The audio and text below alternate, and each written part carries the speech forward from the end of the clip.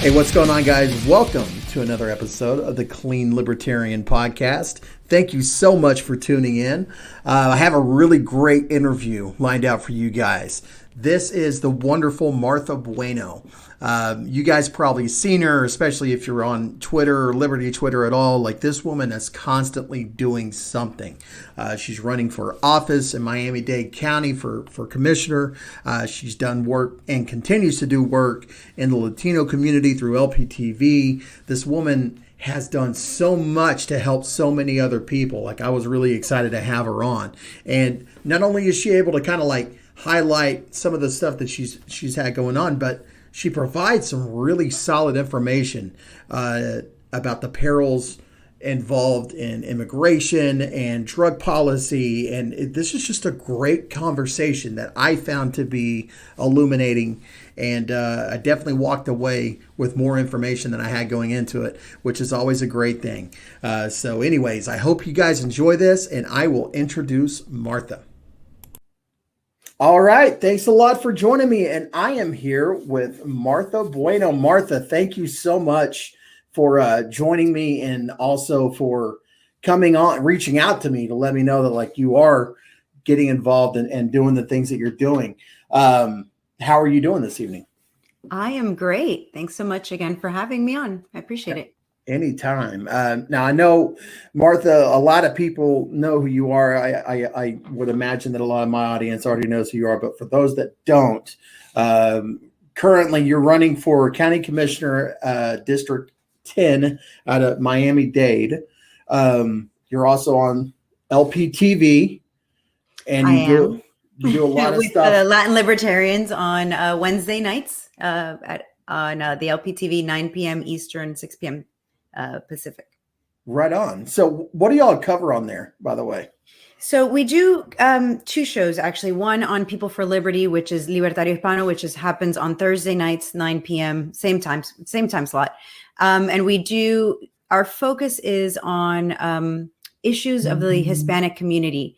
So back when Dr. Jorgensen was running for office, my friend Zach and I, Zach Foster out of California, we realized that there really was a need for Hispanic content of, the libertarian variety. There's nothing out there. The Libertarian Party wasn't doing the job of reaching out to this community, and there's a huge need. So we figured out, we started off in Spanish, and we realized that the Libertarian Party, there's not a whole lot of people that speak Spanish. So we had to, kind of double our efforts and do in English, because a lot of people who are Hispanics who care about the content, and who aren't Hispanics but still care about the content, needed it in English to be able to understand. So we're doing both.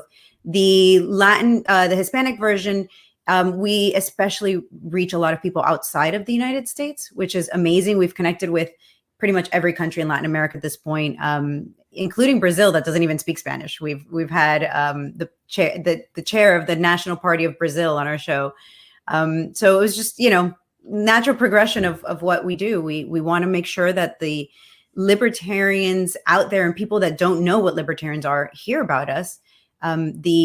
There's over 30 million registered voters that are Hispanic in this country. And every 4 years, the Republicans and the Democrats just kind of show up and like, hey, you're Hispanic, you should vote for us. But there's no engagement. They don't know what their issues are. They don't care. It's just a vote. And it's always been my contention that Hispanics and people who just immigrated to this country are very libertarian. They know what they left behind. They had to leave their country to come here to find the opportunities that we sometimes take for granted, or the opportunities that we just don't realize that we have. And so these people are very libertarian, and they're not hearing from us. And we wanted to make sure that we change that. That's a noble effort right there. And you have the unique, capacity to be able to not only reach, like the English speaking part of that community, but also, do the, the Spanish speaking portion, which how has that, since you did double your efforts, like what kind of response have you been getting from that? Has it been positive or? Absolutely. And every single week we notice that our audience grows a little bit, more people find out about us. I mean, it's just, at the beginning was very slow going, we're like, why are we doing this? What is there a point to it? And as the time has gone on, and then, other groups have reached out to us, Zach is also involved with the Citizens Embassy of Venezuela. I'm, we both have been doubling our efforts on every front pretty much. I've now been contacted by Lola, which is the organization for women, involved in libertarian issues. So we are growing our efforts. We're seeing a lot of people join and want to be a part of it and want to reach out to their own communities. The reason I brought up Lola, they have a whole bunch of chapters in Latin America. So we're connecting now with them. I mean, it's just growing. And I'm definitely surprised. I'm amazed and I'm thrilled because, again, I really believe that this is a huge area that we can grow. Just look at our numbers this year. Dr. Jorgensen reached, she got just over 1 million votes.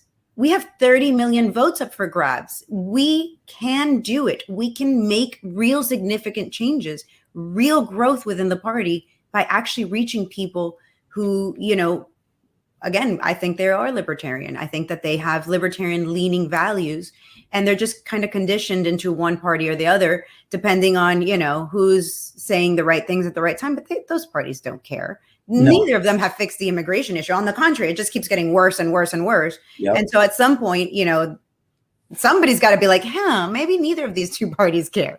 Right. Yeah, absolutely. And, you really hit the nail on the head when you talk about they show up every 4 years. And that's, and that's true across any demographic.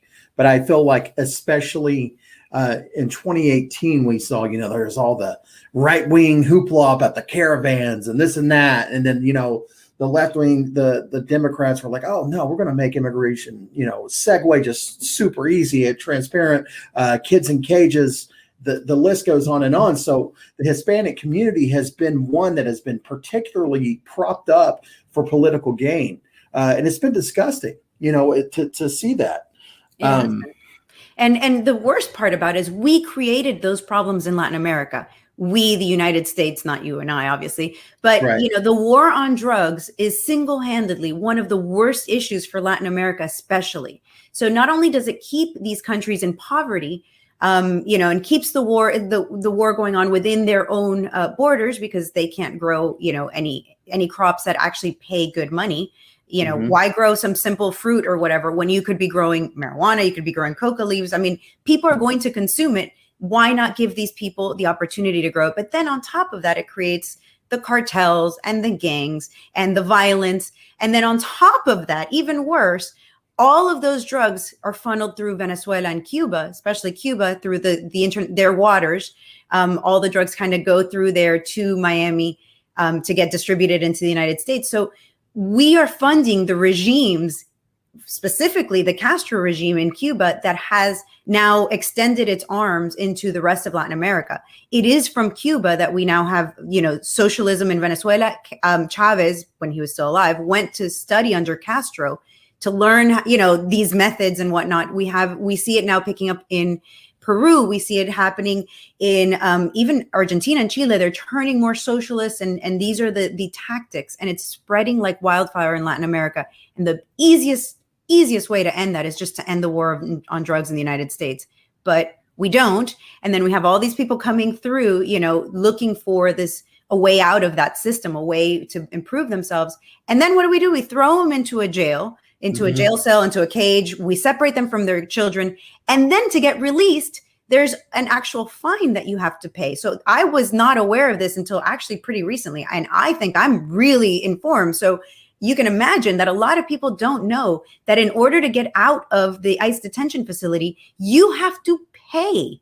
What? So imagine, yes. And sometimes it's well over $10,000. What the hell? I have never ever heard about this.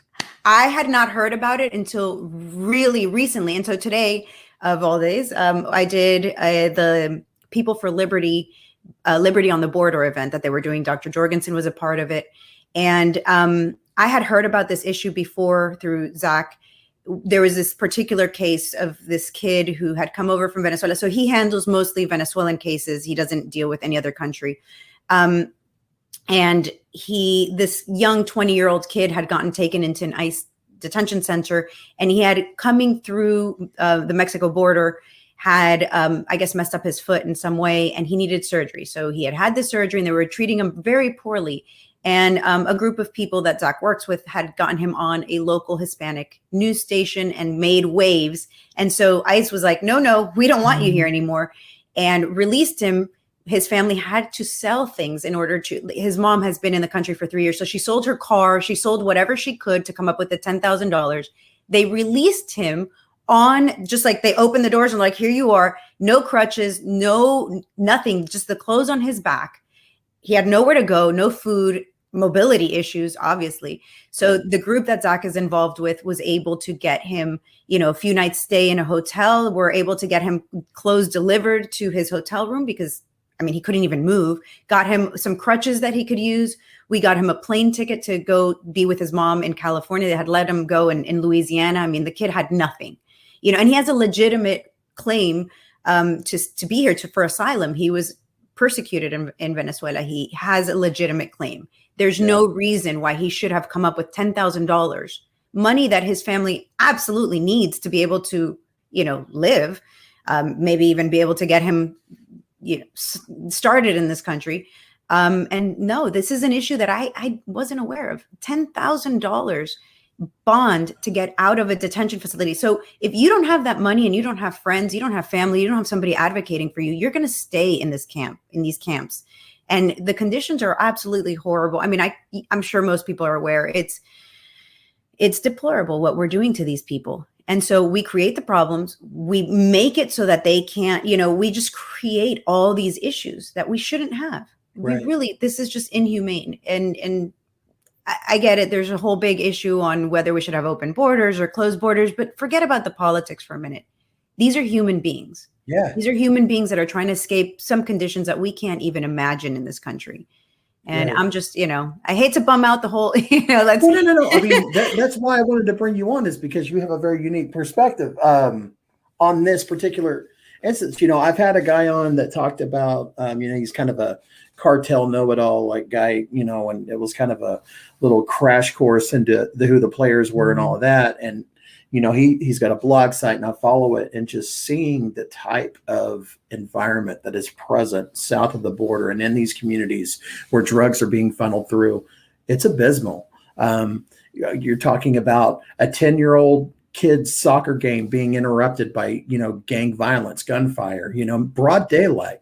You got cops extorting citizens. Legitimate highway robbery, like you cannot pass this highway unless you pay us right now or you're dead. It's just, these communities are decimated.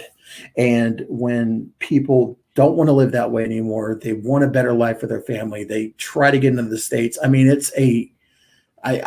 will get political with it. It's insane, the hoops that we make people jump through in order to attain citizenship here. And so you literally are running out of a bad scenario. You don't have time to wait and go the legal route. So yeah, they come across and they're just wanting to work. They want a better life. And what do? We lock them up and charge them to get out. That's insane. I know that part. Again, I considered myself informed. And when I heard that, I was like, wait, is that everyone?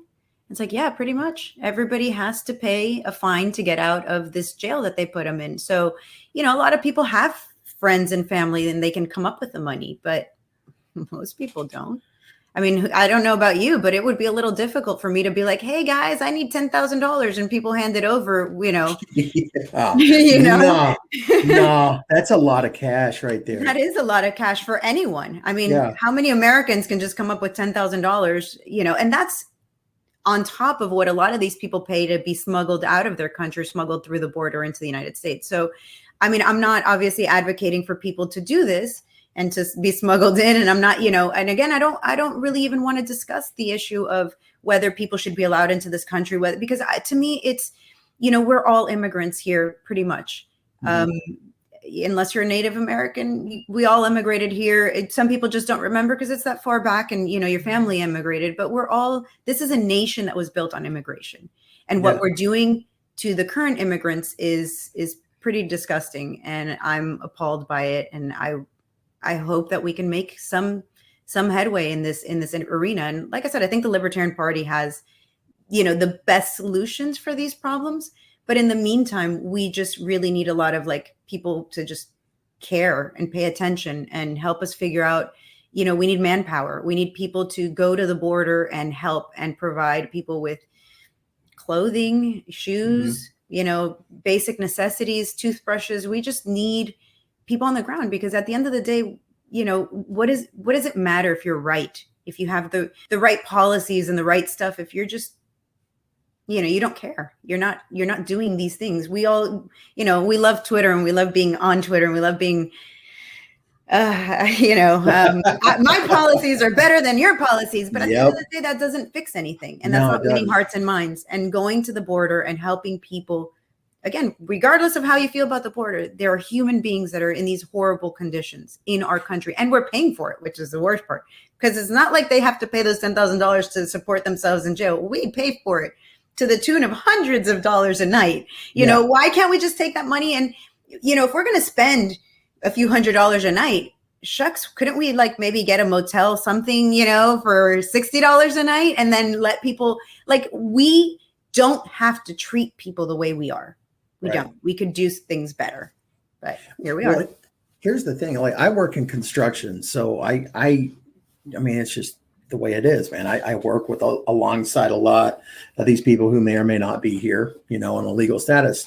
I've gotten to know these folks, a lot of them really well. I mean, to the point that we like hang out after work, go fishing, do whatever. These aren't people out to get anything for free. These are people like that are working their ass off and doing stuff that I'd never do. I mean, I'm a chubby dude. I'm not jumping out there and pulling that concrete across a big parking lot like they do. I mean, they get busy. And they're good at it. They're good at it. They're willing to work, and they're willing to work not just construction jobs. They're willing to pick the fruits and vegetables in our fields. They're willing to do the things that most Americans aren't willing to do. And I hear that as an argument all the time. Well, they're taking our jobs. Listen, somebody who doesn't speak your language and has maybe a 6th grade education can take your job. I don't think legitimately that is your concern. That is awesome. I mean, that's a solid point,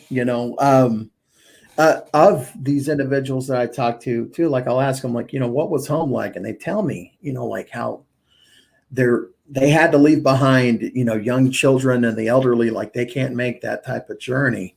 And so like a lot of what they do, a lot of their pay goes back home. It goes back to Mexico. Circling back. The industry for El Salvador is remittances from the United States. There's a lot of countries, Cuba too. We send a lot of money to immigrants, come to this country, work, and send money back home. That is also another problem. We created a wall and we created a system where people can't come here, collect $10,000, $20,000 maybe. And with that, they can live a fantastic life in their own country and create a business in their own country. We force them to come across the border, sometimes bringing their whole family and then staying here. Mm-hmm. I mean, we could talk about all sorts of things that would fix the situation. Most people don't want to leave their home country. Most people think about it. What would it take for you to just pack up everything and move, to another country? Most people don't want to do that. They're not moving here because they hate their country and they want to leave. They're coming here because they need opportunities. So we need to figure something out. We need to just stop with the policies that we aren't working, and just one or the other. Either we stop screwing up their countries so that they can rebuild, or we let them come and work and take money back home and fix their own, their own situation. We can't just continuously, just keep keeping them down. That's basically what we're doing. We're just keeping them down. And I don't know, the policies are just horrendous. But, just to circle it back around to the war on drugs, because that's the whole premise of this podcast. Everything that I do is to highlight recovery and to also seek an end to the war on drugs. But in talking about that, the government in Latin America, governments do what it does best. It goes after and it caters to the biggest players. And the fact of the matter is the biggest players in that part of the world are these drug cartels. It is impossible to separate, an honest politician from a dirty one. I mean, it's just like there's so many. Like I told you, I had the guy on that I interviewed, and I still follow him. And it's like every single week, it's a different official government person who's getting busted, or an ex one that's like new dirt's coming out on them. And it's like, there is so rarely a clean politician, so rarely, that when they do come along, they get killed pretty quickly, Which is scary because I'm running for office and I feel that. And I've actually been told to watch my back. So, ever since I declared also running for office, I've had people coming out of the woodwork on all sorts of things. I've had people show up at my farm, writing me citations. I've been asked for records requests that I had never gotten before. So it's just, it sucks, but somebody's got to do it. But I agree with you. There's very few politicians that actually care and are clean. Yeah. Most people go into politics to make money. Yeah. And especially around that, there's one way to get guaranteed handouts, and that is, go along with what they want, do with this and that. And it's just crazy. Bringing it back to, go ahead. I was just going to say, on the corruption scandal, I posted something on Twitter today about U.S. aid confirming that they have no idea where all the money the United States sends to Venezuela is actually going. This past week, or 2 weeks now, we've been doing an effort with the Citizens Embassy of Venezuela, calling our elected officials, because they had a decision to make whether to send more money to Venezuela this week. And we're urging them not to. And actually, Venezuelans are urging them not to, because the United States is single-handedly funding the regime in Venezuela by the money that isn't going through drugs is going through, us as in foreign aid. So before that, there was a story about how less than 2% of the money sent from the United States makes it to actual Venezuelan hands. It's either going to the Maduro regime, or in this case, the Juan Guaido interim presidency, who's a false opposition. So they're all just enriching themselves. So we had this endeavor to reach out to your politicians and let them know we don't want any more money going to Venezuela. And then today, the U.S. aid puts out there that, in fact, we don't know where that money's going. The crazy part is that our elected representatives also sit on boards like Marco Rubio, who's one that makes these decisions. He's also on an intelligence board. So you're going to tell me he has no idea what's going on in Venezuela? Yeah. I don't buy that.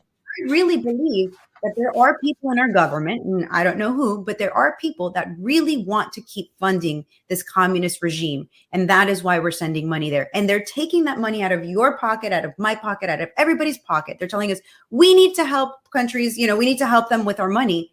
And then they're sending it to just fund. I mean, Juan Guaido was a poor man. The day after he was installed in office, his dad got out of Venezuela. Now he's like skiing in the Alps and, enjoying all these great vacations. Chavez's Maduro's number 2 guy, Diosdado Cabello, he has an account here in the United States that's currently frozen with $600 million. We're talking about people that were poor when they started. So, I mean, they absolutely know that this money isn't reaching Venezuela, and yet they continue to give it. So, I mean, I don't know about you, but that just infuriates me. I am pissed.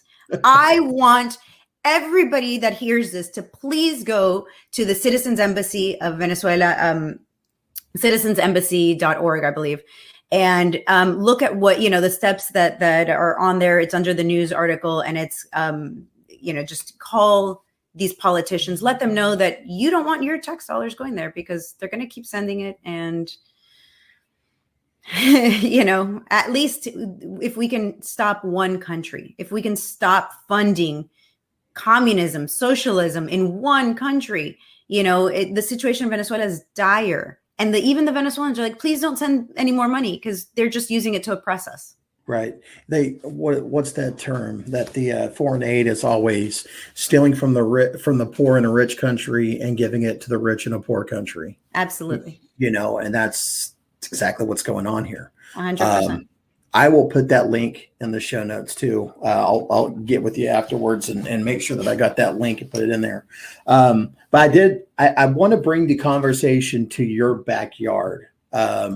Florida tends to be kind of or it has been trending towards, a heavily Republican type of state. How has that looked for y'all as far as like making progress as far as drug policy goes and the like?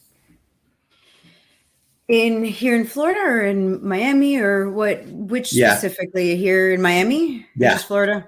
Florida in general, Miami especially, whichever one you've seen the most. Yeah, so Florida, it's funny because we don't have any good laws for, drugs. Obviously, it's a nationwide issue, but we do see like, Colorado maybe is a little more open, California, Oregon. Florida, we have medical marijuana, and it's a horrible system. Licenses sell for a vertical integration, which means that companies here in Florida that are growing cannabis and growing, distributing it, they have to grow, cultivate it. They have to transport it. They can't even use like UPS or anything. They must do all of the work. They have to have dispensaries. They can't sell. So like most dispensaries, you can go in and buy products across, the gamut of, you can buy something grown by this guy. And so not in Florida. You have to do every single aspect of the business. And then if you manage to get one of these licenses, currently there's only 22, they're selling for $60 million. And then, What? Oh yeah. $60 million for a license. So it's basically government selling your rights away because, if you or I, well, I'm in Florida, you're not. If I started growing a cannabis plant in my yard, obviously I'd go to jail. Obviously, it's the end of the world. It's, oh my God, she's a horrible person. She was doing this illegally. But these companies that have these licenses can grow it. And at this point, there's very few. I think there's only one left that hasn't sold to another company. So right now, all of the companies in Florida are not Florida companies. They are Canadian companies. They're from outside the United States. They're mega corporations that have multiple cannabis companies across the United States. This is what our government does. Our government just can't do anything really right, but especially licensing. So there's a huge barrier to entry. All sorts of people that were affected by the drug war continue to be affected by the drug war. But I mean, think about it. Who better to grow your cannabis than people that have been doing it, even if underground, for the last 40 years, 50 years? Instead, what they did was, sell it to these companies, and it was a disaster. For years, there wasn't enough product for people. Currently, our enrolled population is over 500,000 people in the state of Florida who have a medical marijuana card or a caregiver card. And it took years to get this off the ground because, these dispensaries, first of all, the burden of just doing every aspect of a cannabis grow. And I mean, for those who aren't involved, cannabis, yes, it grows very quickly, but then you have to process it if you're going to sell it. Most people don't smoke it anymore as the flower itself. They want it in an oil and a vape pen and something. They have to do all of that. They have to get it across the state. We have a huge state. I mean, from one end of Florida to the other, driving is at least 14 hours. Yeah. So it's, it's not a small task. I give him that much. You definitely need a lot of money, a lot of capital, especially because you can't borrow, you can't get a loan, you can't get a tax write-off on these businesses. So, I mean, it's a daunting task. I absolutely think that anybody with a license has a huge job to do, but we've really messed up people here in Florida who we're still arresting people. We had a libertarian who's from Ohio who came into the state of Florida last year just to drop off a friend. She was just dropping her off and she was going to head right back out, and she got pulled over. She had, less than a few grams of cannabis on her and a vape pen. And she spent over a month in jail. What? In the state of Florida, where it's supposed to be medically legal. She's not from here. Of course, she's not going to have a Florida medical card. She drove into Florida to drop off her friend and was heading right back out. And not only that, they had the dogs. One of the police canine dogs bit her. They didn't take her to a hospital. I mean, it was just such a horrible situation. So I know firsthand people who are continuously, who continue to be arrested. There are in this country over 40,000 people in jail for some sort of drug charge, especially cannabis. I don't get what we're doing here. It's a plant that has never killed anybody. We're just, we as a nation are like, you know what, you may potentially damage your life. So let us damage it for you. Make sure you can never get a job. Make sure you can never get anything in order to, I don't know what we're doing, to be honest. I have no idea. I don't get what we're doing. And here's the thing that doesn't get mentioned a whole lot. Not only does a felony or a criminal background like that affect you, as far as employment goes, but you're also looking at like anytime you put in a lease, try to get a lease on an apartment, anytime you a job. I mean, any of that. I mean, anytime your name and your background gets pulled, it is affected. So you are literally marked across the board. And imagine getting marked when you're like a young kid, like you made a dumb decision. And not even, I mean, I honestly am a huge believer of cannabis. I think, it helps a lot of people, no matter how we feel about it. I mean, there are over 70 conditions that it at least improves, helps in some way, to put people in jail, to destroy their lives. I mean, it is the most disgusting thing. And we all know it's happening, and yet nothing changes. Mm-mm. No. And anytime I see a state that, relaxes its laws or goes medical, goes recreational, but they don't retroactively make that a thing across the board and start releasing people from jail, like it seems so hypocritical. And I don't understand how state Supreme Courts have it come through up in arms, like forcing the state. I mean, it goes to show like how corrupt this system is, that once you're in, you're in. For instance, like I have felonies, related to drug convictions. Well, when Oklahoma changed their laws, that if I would have committed the same crimes today that I did back then, it would just be a misdemeanor. But since I did it back then, it's still a felony, and I'm having to go through this incredibly asinine process in order to get it off my record. And I'm one of the lucky ones. I'm not in prison. I got to walk out of there. Eventually, it took a while, but here in Oklahoma, like we have medical marijuana. We still have people sitting in prison for decades because of pot. Hell, there's still the OBN, Oklahoma Bureau of Narcotics, is still busting grow operations out here because they don't have the proper paperwork. I mean, it doesn't make any damn sense, man. No, look at California. This past week, we saw that they busted a place, and they said that they collected over $1 billion worth of cannabis and money and weapons and whatnot. And just the week before that, California had there was all over the LA Times where they were saying we failed in the licensing. A lot of businesses aren't able to get licensed, so we're going to take $100 million to fund this licensing program that has already failed miserably, to get more people into compliance. And then they shut down grows. I mean, you don't get to $1 billion grow, doing things in the backwoods. No, this is like a legitimate company that was growing legitimately, and the government just came in and devastated. I mean, think about how many people are out of work now. Think about how much the devastation that they've caused. So I agree with you. The laws are just asinine. There's no rhyme or reason to it. You can still get prosecuted even if you're doing everything the way the states are telling you to do. It's just, I can't make sense of it. I don't understand how we have this going on. And like I said, we all know that there's a problem, but then nothing happens and nobody holds these politicians accountable. Biden said he ran on it. He's supposed to be pro cannabis. I mean, shoot, he fired everybody in the White House that had tried cannabis, except for Kamala Harris, who obviously, she smoked and listened to Tupac, apparently, even though that was way before Tupac's time.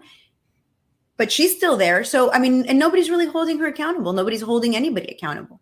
Make it fair for everyone. I think it's just, again, your situation, so many people in this country have the same issue that you're going through. And my heart breaks. And that's one side of it. There are people, my whole cannabis advocacy started with a group called Canna Moms here in Florida, a group of moms who got together and started advocating for cannabis because their children had life-threatening conditions that were cured or helped tremendously by cannabis. I heard one of the moms, Giselle Delgadillo, who spoke at a cannabis event, and I sat there and I just cried. I was like, I didn't realize that was happening at the time. This was about 2016. And I just thought, I'm a mom of four. And I thought, if there is a thing that my children need to get better, and I don't care who's between my kid getting that thing and I will go and do what needs to happen. And she kept risking her life. Her son has Dravet syndrome, which is an extreme form of epilepsy. And this child, when he was about 6 months old, he started convulsing and would have over 300 convulsions a day, epileptic seizures a day. And so, he was put on a host of medications, was just, not thriving. And then she found cannabis and a doctor that was helping her out in California. But single mom with a child with conditions. She couldn't move out there.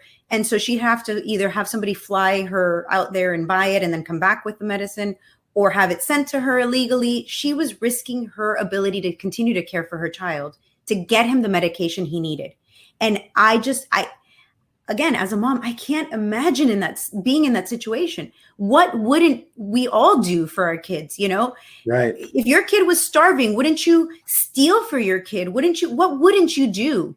And I looked at her and I saw the situation, and her kid was doing so much better. He's now, I think 8 or 9 years old, and he's, still has some issues, but he's doing so much better. And that is the power of cannabis. And it is my mission in life to make sure that people like Giselle can have safe, clean access to the products that her son, anybody needs. Because again, this is a plant. It grows naturally. It's not that, cocaine is a plant. It's a coca leaf, but you have to process it. And it's all sorts of things, right? So the coca leaf you can use and it gives you energy. But then when you turn to cocaine, it's a whole other thing. I firmly believe that any adult should be able to do whatever they want with their body, period, end of story. But it's especially disgusting when we have a plant that has these healing properties and we treat people and we put them in jail like they're dogs. And it's a passion for me. I can't stop. I need everybody who needs this plant to be able to get safe access to it. I agree wholeheartedly. I have talked to several vets, know several that have, turned into alcoholics, and coming home and dealing with what they're doing because they can't utilize, something like cannabis. In my industry, I'm a CDL truck driver. I drive a concrete mixer truck. There's a lot of guys that I work with that are like hardcore alcoholics only because we can't partake. None of us can. And it's like, man, so going back into like the big bust in California and how these agencies are starting to handle this in areas and regions where, laws have kind of lightened.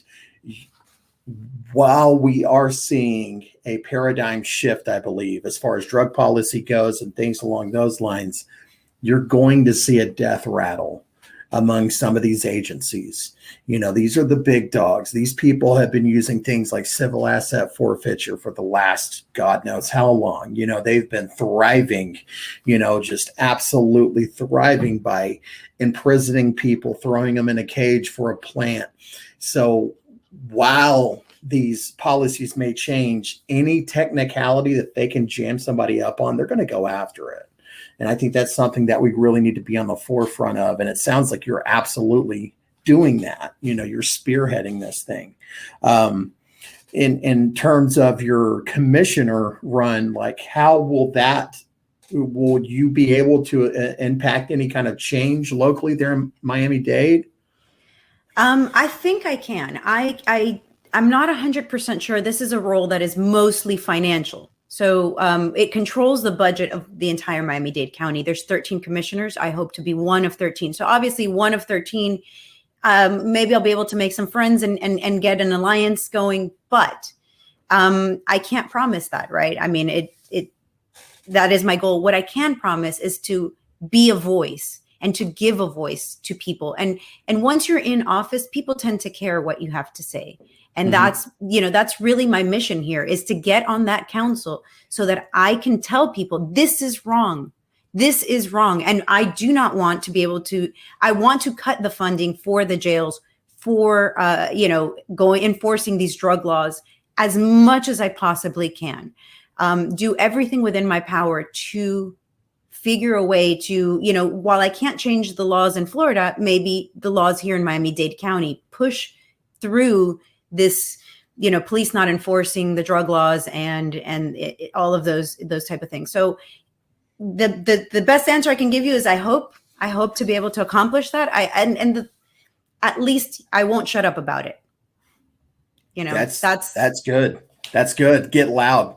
Get absolutely loud. But you're right. People will start listening to you. I hope they're listening now. They need to, because you've got a lot of great points. But it is part of it for whatever reason. Once you get that title, then all of a sudden, oh, you're somebody now. Right. But It's funny though. It's absolutely funny. Like, I don't get it. So if you right before an election, you're nobody. The day right after, it's like, oh my God, what is, this person have to say? Where'd you come from? Wow, there you are.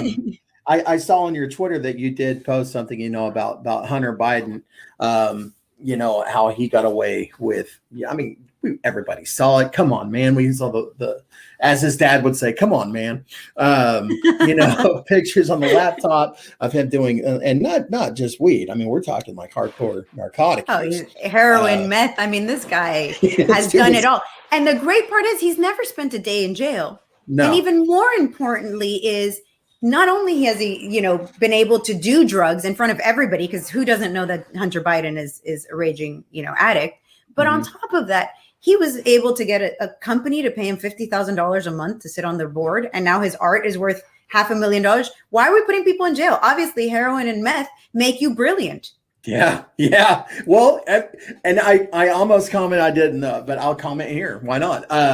Is that a lot of artists, tend to be a little bit out there, they tend to partake, not to the degree of getting paid positions on a board somewhere to introduce them to your dad and this and that. But Hunter Biden and others like him, you look at any type of big family, especially political, multimillionaire families.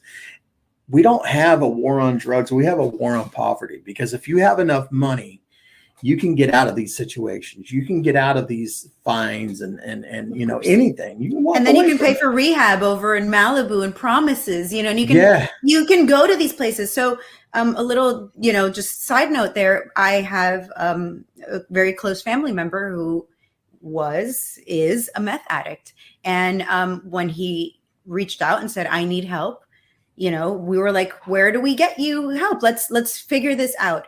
And there was nowhere to send him unless you go through the jail system, unless you are arrested, unless your life is completely destroyed and a judge orders you to rehab. There's really nowhere to go. We were able to find some, place here in Florida, and it cost us $17,000 for him to go for less than a month. And he, I feel very fortunate that my family came together and we were able to pay for this. That obviously, how it goes when people are in recovery, doesn't always go well. So we paid this money. He did not recover at that point. And we lost it. There was $17,000 that we, sent down the drain. And this was years ago. I'm talking well over 10 years ago. So I'm sure it's only gotten more expensive. But where do poor families go if you have somebody in your life that needs help? Where do you go? Where do you turn to? So it's a life of crime. And then if you need help, there's nowhere for you to go. And again, it just comes back to this point. We as a society treat people like they're disposable. We treat addicts like they're nothing. It's absolutely disgusting. If you partake in alcohol and you become an alcoholic, there's places for you to go. So we already know that it works. If people have an opportunity to say, you know what, I have a problem, help me. We know it works. Why can't we do this for other drugs? Why do we insist on spending? Because it's not like it's free what we're doing. We take millions of dollars to put people in a jail cell and take away their freedoms because they're addicts. They're addicts to the wrong thing. Just claim that you're an addict for alcohol and then it's all good. Then you'll have stuff taken care of. It's just right. Yeah, it's insane. And here's the other part of it too. So once that addict is locked up into the system and they get out, they're paying fines, they're paying fees, they're paying a lot of money back into the state. There is no reason in my mind whatsoever, if you're knocking somebody over the head, why can't that money go to funding more rehabs in places like that? Like here in Oklahoma, we do have some state funding as far as detoxes go.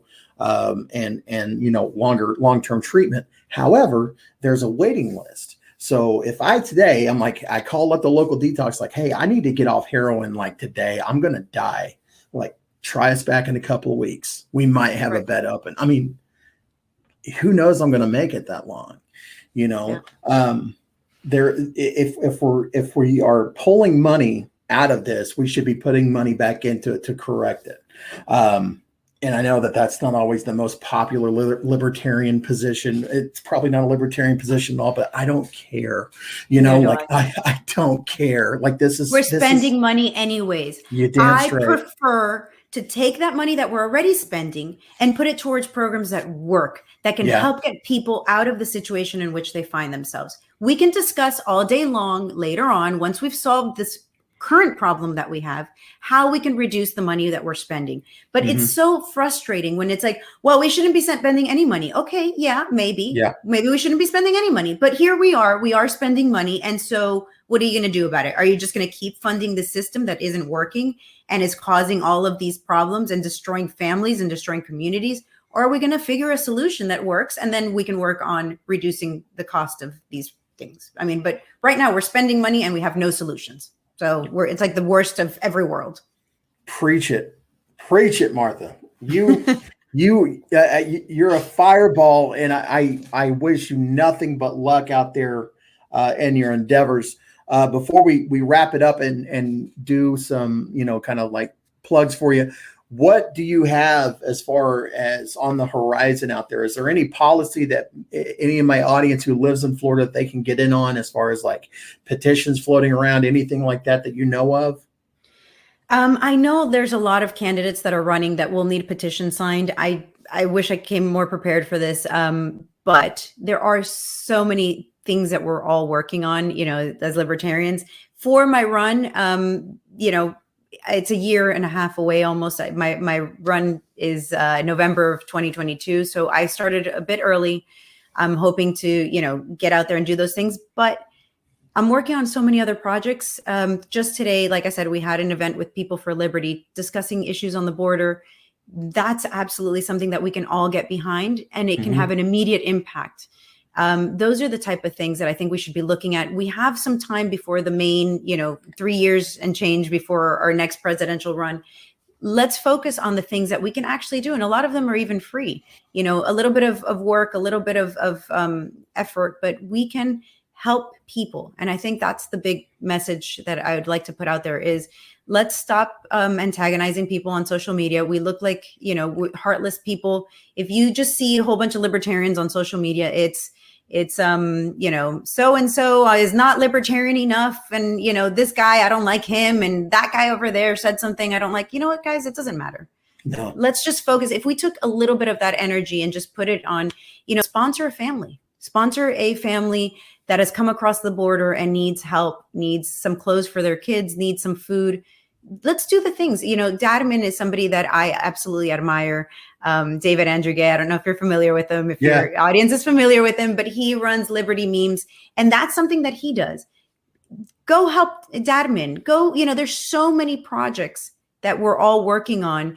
And it doesn't get the retweets, and it doesn't get the follows, and it doesn't get the crowd going. I get it, being edgy and, does, but these are the things that I really wish people would focus more on, because I think that, again, we have the policies, we have the heart, we are the good party. We just, we're not really focused right now. Right. I think a lot of it boils down to maturity. You got a lot of adolescents that's pushing it. And, hey, man, I'm glad to see youth coming into the fold, coming into the party, and they're getting fired up. I just am hopeful that they mature a little bit, and they realize that, hey, we all have a common enemy. And look, Martha, I'm going to be real honest with you. Like, I was right there too. Like, I was talking a lot of shit there for a little bit, but we all do sometimes. I mean, man, it gets to you, Listen, you're human. We all are. That's the thing is, listen, I mess up all the time. Just the other day, I posted something that I probably should have worded it differently, and it got caught. Obviously, I got called out on it. It wasn't my intention. I wasn't intending to. We all mess up. We're all humans. We're all, just do the best you can. But when you're going to send that tweet and you're going to tell somebody that you don't like, I don't like you, maybe you could just spare it and instead focus that energy on something else. We're all humans. We all have our moments, but then, just recover from it and see what you can do to help out your fellow man. I think that's basically what it boils down to, is what can you do for somebody else? How can you improve somebody else's life? And we're, for the most part, most people that I've met in this party are good people. and they're people that care about other people. And we've been very fortunate. We don't see it as often. It's hard to see it when you live in America. And I'm not saying that there isn't poverty in America, but there's real devastating things outside of here that we can help. We can help these people. Haiti is another country. Their president was just assassinated. They're going through turmoil too. Whatever you can do, whatever community that you feel that, attracts your attention, go do anything for them. Any small act of kindness. I think that'll go a long way. And if you can, make sure that people know that you're a libertarian doing it. We have this horrible reputation as being uncaring, unfeeling people. And I think that's the complete opposite. Who named us that?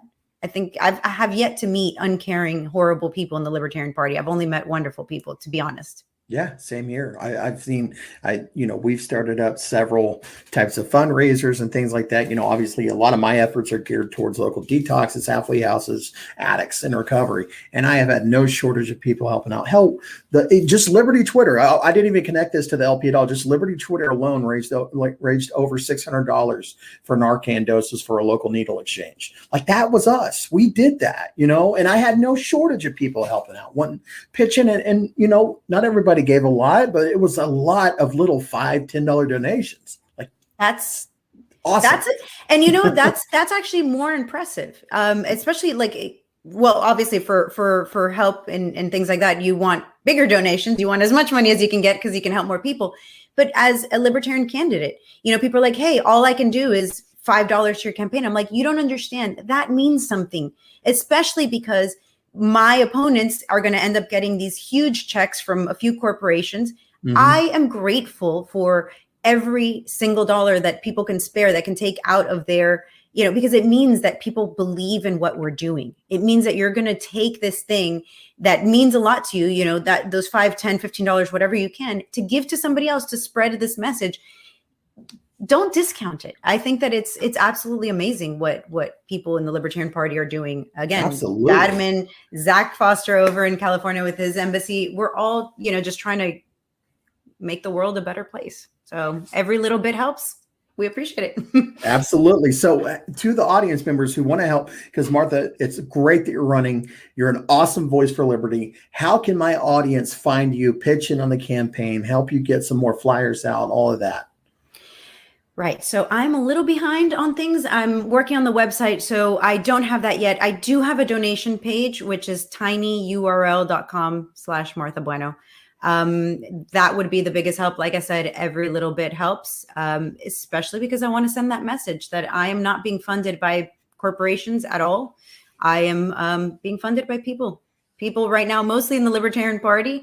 Until, Miami-Dade picks up on who I am and what I'm doing, it's going to be a little while.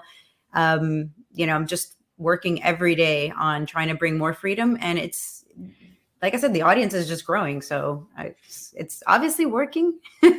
Right on. Well, thank you so much, Martha, for showing up and talking to us. And I'll put all of that information in the show notes and make sure that we get you some expected donation from the Clean Libertarian household. We'd be more than happy to help out.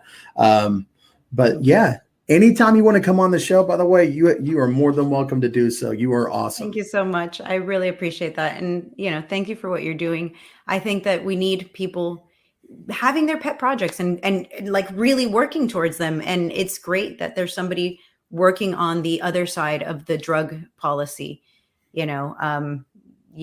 I feel like you're the yin to my yang here. If I'm working on, if I'm working on this side of the effort, we need somebody working on helping people get clean. And that's an impressive feat. So thank you for what you're doing too. Just giving back what I was given. And I think you can relate to that because you've seen it too. We help each other out, right? That's what it's all about. All right. Well, Martha, you have a wonderful evening. Thank you so much. Thank you. All right. And once again, thank you so much to Martha for coming on. Guys, follow her on Twitter if you aren't already. Like, this is somebody who is constantly spreading a positive message of liberty. She's doing a lot of great work. She could always use some help. So if you are able to, give her a follow, see if you can't pitch in. And if you're in Florida, absolutely reach out to her. I can guarantee that she's going to need some volunteer work going into the run up to her campaign and everything else. So yeah, thanks a lot, Martha, for coming on. And with that, I'm just going to wrap it up, guys. Going to go into the weekend. I think I'll drop this tonight. It's Saturday night. Been dropping everything on Sunday, but I don't know. Kind of feel like releasing it tonight. I got a lot going on. Here's the song of the day. Yeah, that's what we're going to go into. This is Social Unrest. This is a band that largely has gone unnoticed, it seems like. Like a lot of the people that are the old punk rock heads that I talk to, like not a whole lot of people talk about these guys anymore. And it's sad because they are great, man. I mean, it's old school. It's way back in the day punk rock. But this is one of those tracks that just, man, it's just an ass kicker. It's so good. It's called General Enemy, and it's by Social Unrest. So I hope you guys enjoy and you have a wonderful week or weekend whenever you're listening to this, and we will see you guys next time.